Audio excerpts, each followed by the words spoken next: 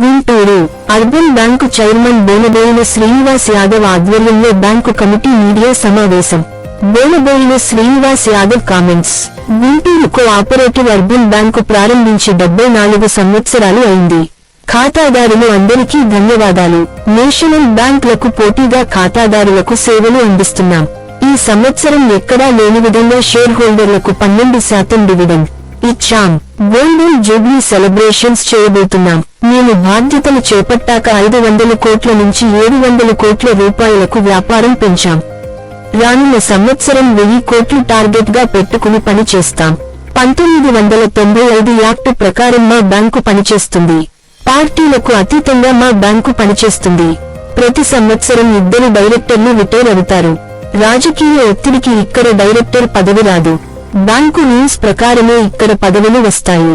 16 బ్రాంచ్ల్లో ఎన్నికల నోటిఫికేషన్ ప్రకటించి ప్రత్యేక ఎన్నికల అధికారి ద్వారా డైరెక్టర్ను ఎన్నుకోవటం జరుగుతుంది.